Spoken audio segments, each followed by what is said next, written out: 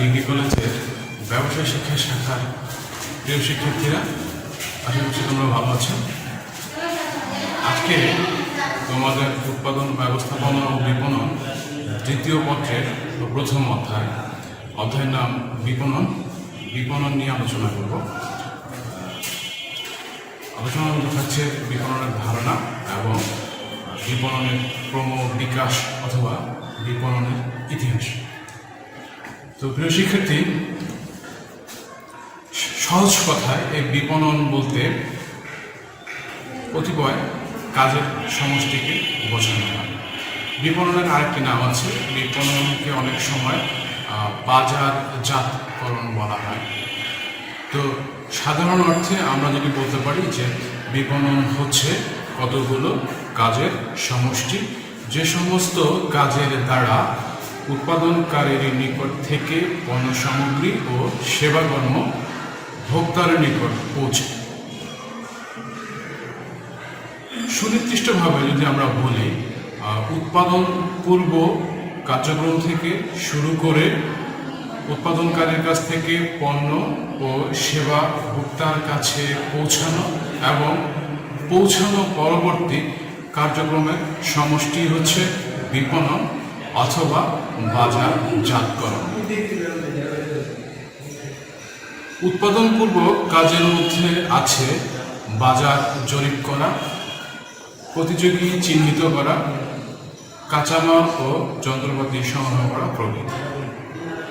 আর উৎপাদনকারীর কাছ থেকে পণ্য সামগ্রী ও সেবা ভোক্তার কাছে পৌঁছানো কাজের সাথে জড়িত ক্রয়, বিক্রয়, পরিবহন, গুদামজাতকরণ, মান নির্ধারণ, শ্রেণীবদ্ধকরণ প্রভৃতি।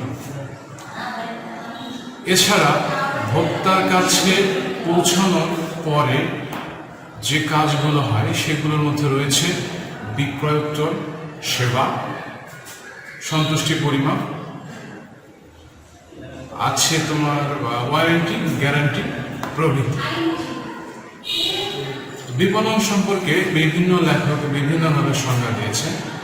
এর মধ্য থেকে ফিলিপ কাটলার এবং গ্যারি আর্মস্ট্রংয়ের মধ্যে বিপণন হচ্ছে একটি প্রক্রিয়া যার দ্বারা কোম্পানিগুলো ক্রেতাদের জন্য ভ্যালু সৃষ্টি করে এবং বিনিময়ে ক্রেতাদের নিকট থেকে ভ্যালু অর্জনের লক্ষ্যে শক্তিশালী ক্রেতা সম্পর্ক তৈরি করে। আলোচনা এবং সংজ্ঞার সূত্র ধরে আমরা বলতে পারি, বিপণন হচ্ছে একটি ব্যবস্থাপকীয়, সামাজিক ও ব্যবসায়িক প্রক্রিয়া যার দ্বারা পণ্য সামগ্রী ও সেবাকর্ম চূড়ান্ত ভোক্তার নিকট পৌঁছায় এবং ভোক্তাদের সর্বাধিক সন্তুষ্টি বিধানের মাধ্যমে প্রতিষ্ঠানের লক্ষ্য অর্জিত হয়। তাহলে এতক্ষণ ধরে তোমরা বিপণনের ধারণা সম্পর্কে জানলে বা বিপণন কাকে বলে অথবা বিপণন কি সে সম্পর্কে জানলে। এরপরে আমরা জানব বিপণনের ক্রম বিকাশ অথবা বিপণনের ইতিহাস। মূলত বিপণন একদিনে আজকের অবস্থানে আসেনি। দীর্ঘ সময় অতিবাহিত করে, দীর্ঘ সময় অতিক্রম করে বিপণন আজকের পর্যায়ে এসেছে। The history of marketing thought নামক গ্রন্থ হতে জানা যায় 1906 থেকে 1911 সালের দিকে মার্কিন যুক্তরাষ্ট্রে বিপণন শব্দটির ব্যবহার শুরু হয়। তো দীর্ঘ পথ পরিক্রমায় বিপণনের যে ধাপ বা স্তর পেরিয়ে এসেছে, আমরা সেই ধাপ বা স্তরগুলো একটু বোর্ডেতে দেখব। দেখো, এখানে আমরা একটি ধাপ দেখিয়েছি, যে ধাপের মধ্যে বিপণনের শুরু থেকে বর্তমান পর্যন্ত দেখানো হয়েছে। নিচের দিক থেকে শুরু করে উপরের দিকে এসেছে। তো সর্বপ্রথমে বিপণনের যে যুগ ছিল সেটিকে আমরা বলছি আত্মনির্ভরশীলতার যুগ। আত্মনির্ভরশীলতার যুগ পেরিয়ে বিপণন এসে পড়ে বিনিময় যুগে। বিনিময় যুগ পেরিয়ে এসে পড়ে উৎপাদন যুগে। উৎপাদন যুগের পরে শুরু হয় বিক্রয় যুগ। বিক্রয় যুগের পরে শুরু হয় বিপণন যুগ। তারপরে আসে সামাজিক বিপণন যুগ এবং সামাজিক বিপণন যুগের পরে আসে সম্পর্ক ভিত্তিক বিপণন যুগ এবং সর্বশেষ বর্তমানে বিপণনের যে যুগ চলছে সেটি হচ্ছে সামাজিক যোগাযোগ বা মোবাইল বিপণন যুগ। মূলত এই 8টি ধাপ পেরিয়ে বিপণনকে আজকের অবস্থানে এসে পৌঁছাতে হয়েছে। তো প্রিয় শিক্ষার্থী, আত্মনির্ভরশীল যুগ কোনটা? আত্মনির্ভরশীল যুগ হচ্ছে সেই যুগ মানব সভ্যতার শুরুতে মানুষ যখন তাদের প্রয়োজনীয় পণ্য সামগ্রী বা তাদের যা কিছু দরকার ছিল তা নিজেরাই যখন সংগ্রহ করত, জোগাড় করতো বা যদি বলি উৎপাদন করত সীমিত পরিসরে, সেই সময়টাকে মূলত বলা হচ্ছে আত্মনির্ভরশীলতার যুগ। এই যুগে মানুষের কাছে তেমন অতিরিক্ত কিছুই থাকতো না, তাদের প্রয়োজন মেটানোর পরে। তারপরে আমরা দেখাচ্ছি বিনিময় যুগ। সময়ের পরিবর্তনের সাথে সাথে মানুষ আত্মনির্ভরশীলতা থেকে বেরিয়ে এসে পরনির্ভরশীল হতে শুরু করলো। এই সময়টাতে এসে মানুষরা তাদের প্রয়োজনীয় যা কিছু তা নিজে নিজেই উৎপাদন করতে পারতো না। অনেক সময় দেখা যেত মানুষ যা কিছু সংগ্রহ করতো বা উৎপাদন করত সেগুলিকে তার প্রয়োজন মিটে যেত এবং প্রয়োজন মিটে যাওয়ার পরও কিছু অবশিষ্ট থাকত।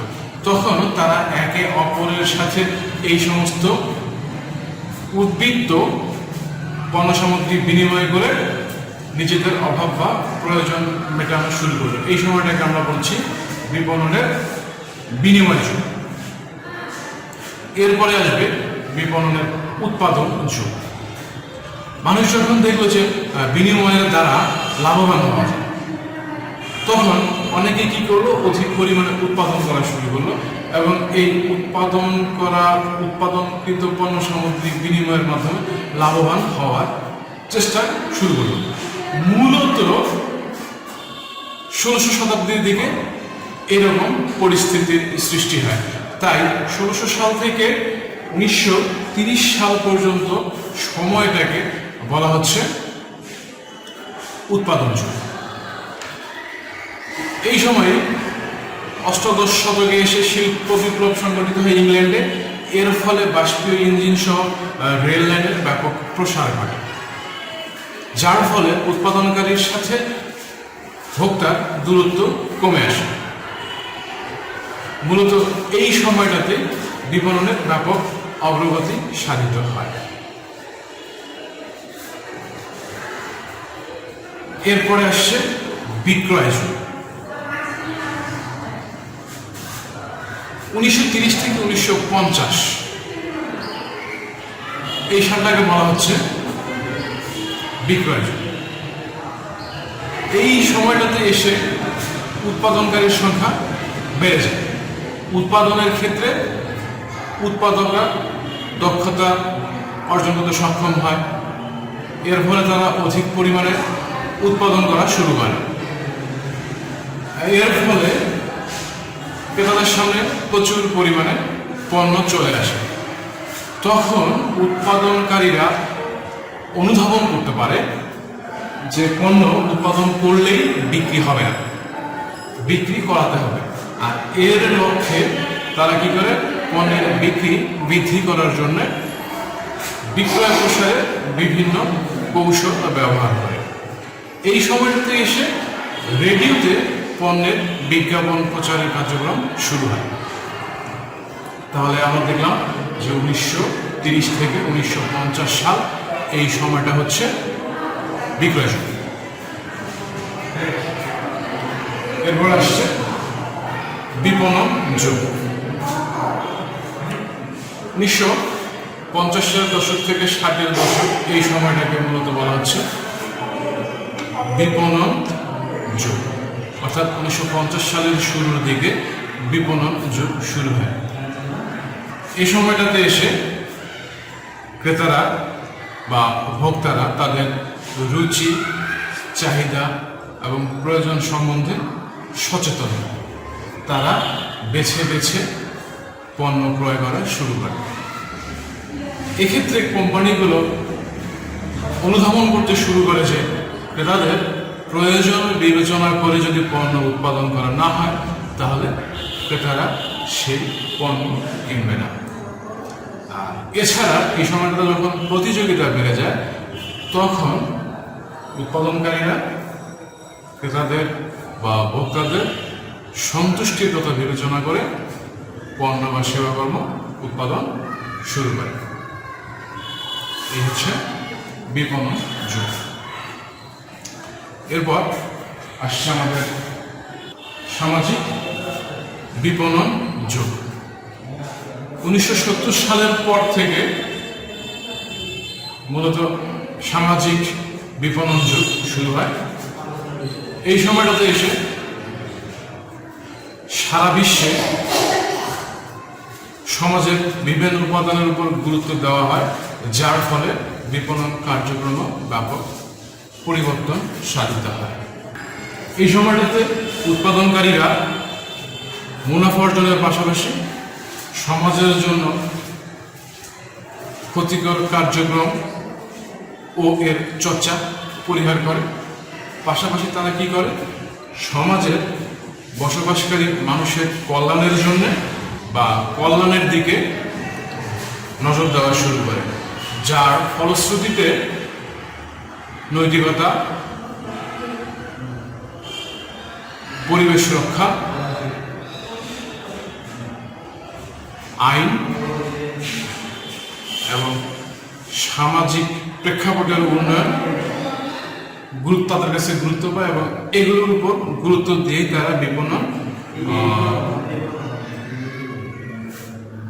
নীতিমালা প্রণয়ন করে, বিপণন কর্মসূচি প্রণয়ন করে। এরপর আছে সম্পর্ক ভিত্তিক বিপণন যুগ। 1990 সালের পর থেকে মূলত সম্পর্ক ভিত্তিক বিপণন যুগ শুরু হয়। সম্পর্ক ভিত্তিক বিপণন যুগে এসে বিপণনকারীরা ক্রেতা ও অন্যান্য পক্ষের সাথে সুসম্পর্ক সৃষ্টির ক্ষেত্রে আগ্রহী হয়। সম্পর্ক ভিত্তিক বিপণন যুগের প্রতিপাদ্য হচ্ছে ক্রেতার সাথে সুসম্পর্ক সৃষ্টি করে তাদেরকে স্থায়ী ক্রেতায় রূপান্তর করা। এছাড়া বর্তমান ক্রেতার পাশাপাশি নতুন নতুন ক্রেতা অনুসন্ধানকেও সম্পর্ক ভিত্তিক বিপণন এর ক্ষেত্রে গুরুত্ব প্রদান করা হয়। আর এই সম্পর্ক ভিত্তিক বিপণন যুগে এসে উৎপাদনকারীরা তাদের ক্রেতাদেরকে পণ্যের ব্র্যান্ড সম্পর্কে পরিচিত করাতে ব্যাপকভাবে আগ্রহী হয়ে ওঠে। তাহলে মূলত 1990 সাল থেকে আমাদের সম্পর্ক ভিত্তিক বিপণন যুগের সূচনা হয়। সর্বশেষ আসছে সামাজিক যোগাযোগ ও মোবাইল বিপণন যুগ। মূলত বিপণনের যে বর্তমান যে সময়কালটি রয়েছে, এই সময়কালই হচ্ছে সামাজিক যোগাযোগ মাধ্যম বা সামাজিক যোগাযোগ অথবা মোবাইল বিপণন যুগ। বিশ্বব্যাপী ইন্টারনেট প্রযুক্তি ব্যবহার শুরু হওয়ার ফলে ক্রেতাদের মধ্যে এক ধরনের পরিবর্তন এসেছে। বলা যেতে পারে ক্রেতাদের রুচি, চাহিদা, পছন্দ, প্রয়োজন এগুলোর ক্ষেত্রে এক ধরনের পরিবর্তন এসেছে। ইন্টারনেট প্রযুক্তি ব্যবহার করে ইন্টারনেট প্রযুক্তির মাধ্যমে সামাজিক যে যোগাযোগ মাধ্যমগুলো আছে এগুলোতে পণ্য বা সেবা সম্পর্কে প্রচার কার্যক্রম চালানো যখন থেকে শুরু হয় তখন থেকেই মূলত সামাজিক যোগাযোগ বা মোবাইল বিপণন যুগ শুরু হয়। মূলত 2000 সাল থেকেই মোবাইল বিপণন যুগ বা সামাজিক যোগাযোগ মাধ্যম বিপণন যুগে শুরু হয়। 10 সাল থেকে সামাজিক যোগাযোগ মাধ্যম ব্যবহার করে তাদের পণ্য ও সেবা প্রচার বা প্রসার কার্যক্রম শুরু করে। এই ক্ষেত্রে ফেসবুক, টুইটার, গুগল, ইয়াহু এই সমস্ত সামাজিক যোগাযোগ মাধ্যমগুলো ব্যাপক জনপ্রিয়তা অর্জন করে। প্রিয় শিক্ষার্থী, মূলত এতক্ষণ ধরে আমরা যে সময়গুলো নিয়ে আলোচনা করলাম, মূলত এই সময়গুলো বা এই ধাপগুলো, এই পর্যায়গুলো অতিক্রম করে বিপণন আজকের এই পর্যায়ে এসে উপনীত হয়েছে। এটি হচ্ছে মূলত বিপণনের ক্রমবিকাশের ইতিহাস অথবা বিপণনের ইতিহাস। তো আজকের ক্লাস এ পর্যন্তই, আগামী ক্লাসে দেখা হবে। সে পর্যন্ত সবাই ভালো থাকুন, সুস্থ থাকুন। আল্লাহ হাফেজ।